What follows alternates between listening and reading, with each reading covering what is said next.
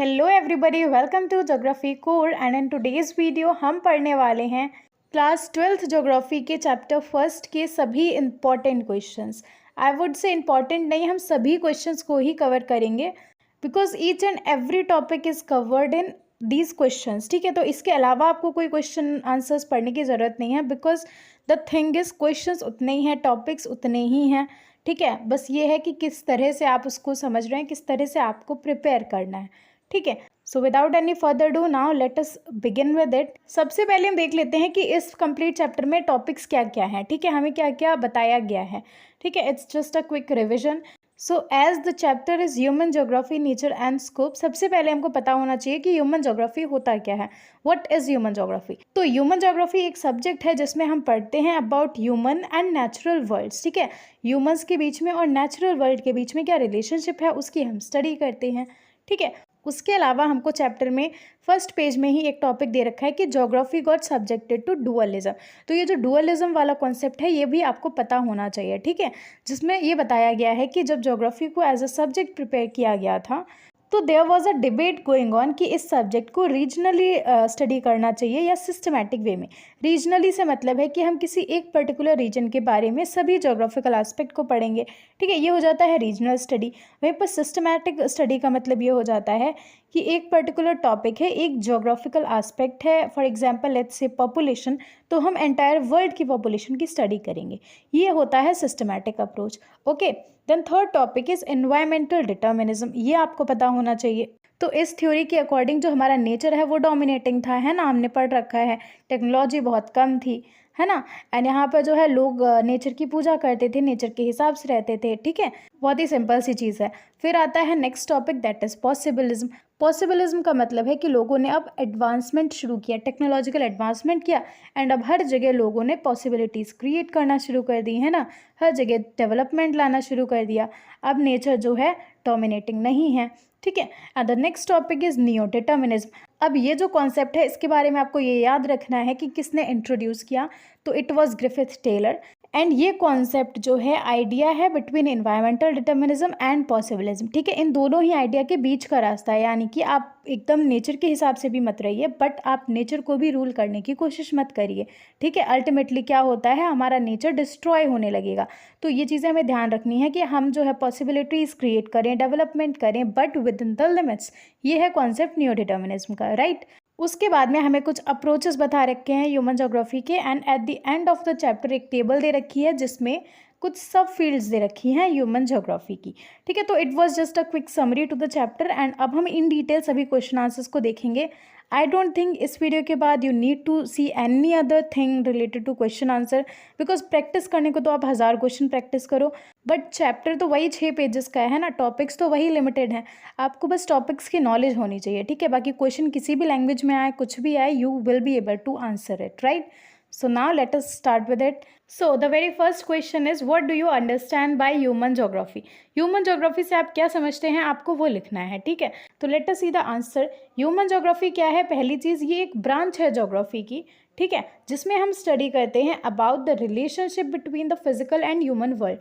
Physical और human world के interaction को समझते हैं। Secondly, the spatial distribution of human phenomena. ठीक है, पूरी दुनिया में, पूरे वर्ल्ड में किस तरह से ह्यूमन पॉपुलेशन डिस्ट्रीब्यूटेड है, कहाँ पर कैसे रिसोर्सेज डिस्ट्रीब्यूटेड हैं, है ना। तो जो स्पेशियल अलग अलग एरिया में, अलग अलग रीजन में किस तरह का डिस्ट्रीब्यूशन पैटर्न है उसको हम पढ़ते हैं। The social and economic differences between different parts of the world. ठीक है, तो ये चीज़ें हम पढ़ते हैं ह्यूमन ज्योग्राफी में। एंड इसके अलावा आप क्या कर सकते हैं, 3 डेफिनेशंस दे रखी हैं आपको इन योर एनसीईआरटी। तो ये चीज़ आपको एकदम क्लियर पता होनी चाहिए कौन सी डेफिनेशन किस ज्योग्राफर ने दी है, बिकॉज एमसीक्यू क्वेश्चन में दैट कैन कम। ठीक, इसके अलावा यहाँ पर जब आपसे पूछा गया है what do you mean by human geography, तो यहाँ पर आप जो है अपनी लैंग्वेज में तो आंसर लिख ही रहे हैं, गुड, लेकिन अगर आपको कोई एक डेफिनेशन याद है then it will be much more better. ठीक है, सो यहाँ पर I have written the definition given by Ratzel that says human geography is the synthetic study of relationship between human societies and earth's surface. Okay, then next question है, name some subfields of human geography। बहुत ही simple है, जो आपके chapter के last में एक table दे रखी है उसमें काफ़ी सारी subfields given है, so you can write any of them. The human geography has the following subfields as branches: cultural geography, urban geography, population geography, economic geography, social, political and settlement geography. Okay, next question है explain naturalisation of humans. ठीक है, तो naturalisation of humans यानी कि कौन सी theory है, environmental determinism की। तो आपको उसी को एक्सप्लेन कर देना है। Other than that it is written give one example, एक एग्जाम्पल भी आपको एक्सप्लेन करना है। तो let us go through the answer. देखो, human adapted to dictates of nature. ठीक है, the stage of human social development was also primitive, man was practically a slave of nature, man was naturalised, it is called as environmental determinism. ठीक है, बहुत ही simple सी चीज़ है। Humans जो है nature के हिसाब से चलते थे एंड इस टाइम पर जो है ह्यूमन डेवलपमेंट भी काफ़ी ज़्यादा नहीं हुई थी। इंसान एक तरह से स्लेव था नेचर का, ठीक है, गुलाम था। Okay, and man were naturalised, and इसी स्टेज को, इसी थ्योरी को बोला जाता है इन्वायरमेंटल डिटर्मिनिज्म, यानी कि इन्वायरमेंट डिटरमाइन कर रहा है हमारी लाइफ को। एग्जाम्पल की बात करें तो लाइफ ऑफ बेंदा, ये आप लिख सकते हैं, आपके बुक में ही एग्जाम्पल गिवन है, जिसमें बता रखा है कि एक लड़का है बेंदा, वो रह रहा है अबुझमाड़ में, जो कि सेंट्रल इंडिया का एक रीजन है। एंड उसमें बता रखा है कि किस तरह से जो बेंदा है पूरी तरह से फॉरेस्ट पर ही डिपेंडेंट है अपनी लाइफ के लिए। So take the case of Benda who lives in the wilds of Abujhmarh, central India. He wears a small loincloth and has a small axe. His tribe practices primitive agriculture by clearing a patch of forest. He drinks water from a stream. He gathers gajara and kuchla leaves and root to eat. ठीक है, सो ये example हो जाएगा। The physical environment becomes the mother nature for him and his society. ठीक है, जो physical environment है, जो नेचर है, वो उसके लिए एक मदर की तरह काम करता है, उसके लिए एंड उसकी सोसाइटी के लिए। Okay, the next question is what do you mean by neo-determinism? Although the nature has offered humans a lot of scope for development, it does also set the ultimate limits, crossing of which would mean a point of no return. ये वही वाला concept है जहाँ पर हमें environmental determinism और possibilism के बीच का रास्ता अपनाना है। ठीक है, हमको जो है पॉसिबिलिटीज़ मिली हैं, हम डेवलपमेंट कर सकते हैं, बट हम इतनी ज़्यादा डेवलपमेंट नहीं करेंगे कि हमारे नेचर को, हमारे एनवायरनमेंट को नुकसान हो। ठीक है, so you can write the answer in this way, it is a मध्यम मार्ग, middle path between determinism and possibilism. It is also called stop and go determinism. It means that the possibilities can be created within the limits which do not damage the environment. जैसा कि मैंने बताया कि आप development कर सकते हैं, possibilities create कर सकते हैं, लेकिन लिमिट में, एनवायरनमेंट को नुकसान नहीं होना चाहिए। Okay, the concept of new determinism was introduced by Griffith Taylor. अगला क्वेश्चन है how has the free run developed economies damaged the environment, give example. जिसका मतलब ये है, आपसे यहाँ पर ये पूछ रहा है कि किस तरह से जो डेवलपिंग नेशंस हैं, जो फ्री रन डेवलप्ड कंट्रीज़ हैं, उन्होंने इन्वायरमेंट को डैमेज किया है। फ्री रन से मतलब है कि जो डेवलपमेंट करते चले गए, जिन्होंने इन्वायरमेंट की परवाह नहीं करी, तो उन्होंने किस तरह से इन्वायरमेंट को डैमेज किया, that you have to tell. Okay, possibilism means that there is a condition of absolute freedom. It means human beings can conquer nature freely for their development purposes. Thus there is a free run without accident. Possibilism का मतलब यही तो है कि हम environment को जैसे चाहें वैसे यूज़ कर सकते हैं एंड वहाँ पर जो है डेवलपमेंट ला सकते हैं, यानी कि हम पूरी तरह से फ्री हैं, एब्सोल्यूट फ्रीडम है।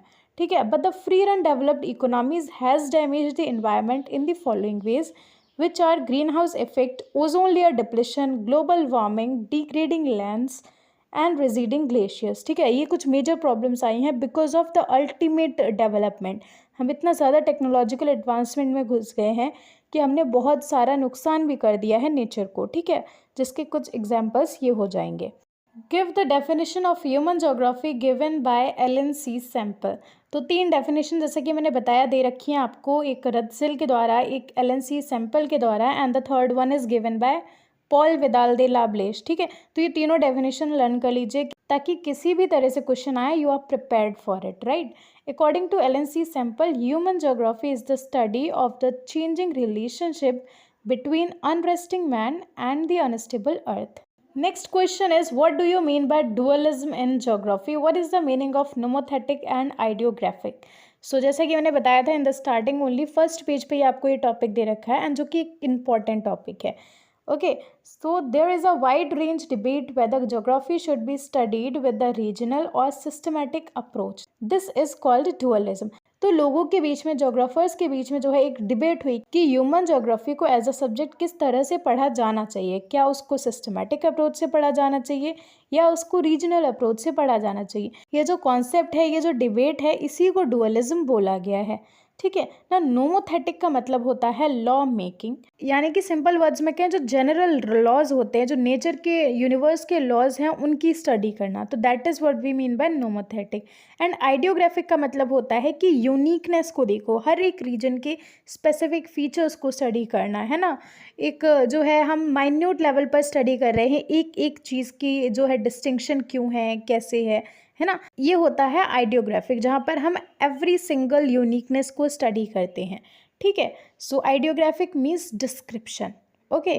The next question is who gave the term stop and go determinism. तो ये टर्म किसने दिया? ग्रिफिथ टेलर ने। ठीक है। Which reflects the middle path between the ideas of environmental determinism and possibilism. Okay. And the next question is distinguish between determinism and possibilism. इन दोनों को ही हम बार बार कई बार पढ़ चुके हैं during the explanation of the chapter as well. अभी questions में भी हम देख चुके हैं। And now we will see the clear cut differences between them. तो डिटर्मिनिज्म की बात करें, it means that environment determines human activity. Environment जो है, नेचर है, वो निर्धारित करेगा ह्यूमन एक्टिविटीज़ को, ह्यूमन सोसाइटीज़ को। According to this nature is all powerful and man is the child of environment. तो इस सिचुएशन में जो नेचर है वो डोमिनेटिंग है, वो पावरफुल है।